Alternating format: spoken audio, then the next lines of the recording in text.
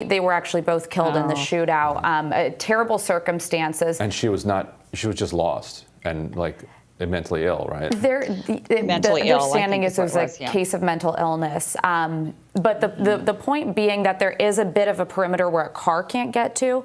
The other thing I would note is we dealt with the pipe bomb incident maybe a year and a half ago, where you had the gentleman that was sending to different liberals. I know one went to like CNN's Jake Tapper, one George Soros received one. They didn't end up being actually devices that detonated.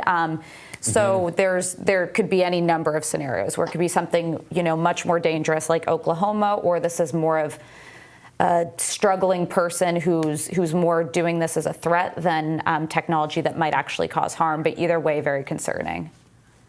Still trying to figure out what kind of truck. Some reports, people on Twitter saying a pickup, but I'm not sure if that's definitely not confirmed. But what type of truck we're dealing with, that is. And Arthur, are you seeing a lot of folks on the street? Are there other journalists out where you are, or is it kind of quiet on the corner you're on? There's a TV reporter doing stand-up, and there are no other reporters stationed right here. They might be somewhere else, but it's just police waving away anyone who tries to drive, walk, or run, or bike by. Yeah, that makes sense. Yeah. It's tough to get information, though, but at the same time, we want everybody to stay safe. Yeah, I did ask the police what's going on, just so you know, and these officers are not sharing that information. According to ABC, the suspect was reportedly holding something in his hand, which some reports have described as a detonator. So it does appear like it has gone beyond the typical suspicious package threat. And again, early reports are, you always have to take them with a grain of salt, but I saw some reporting on Twitter that the individual was originally making kind of threats and instigating things outside of the Supreme Court, where it sounds like that's where this had started, and then now is over by the Library of Congress, which for folks at home, those are probably within about less than a block of each other.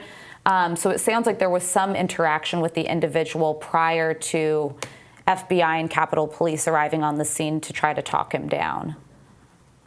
Right, and the fact that he, if he does have a real bomb, because sometimes people like this have a fake bomb and that gets them attention and gets them on the news.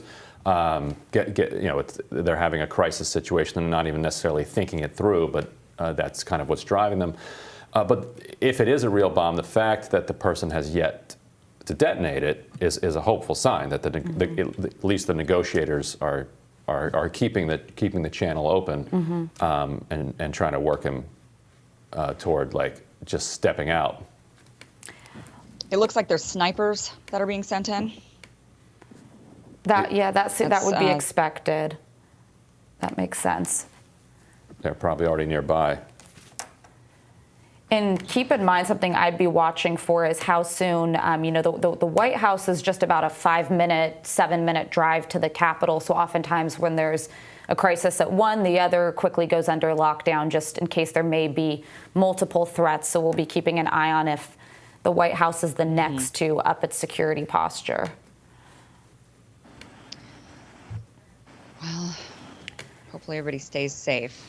All right, so it's 11:15. That's what we've been able to learn so far.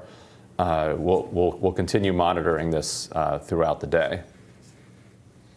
Thank you for joining, and hope everybody stays safe.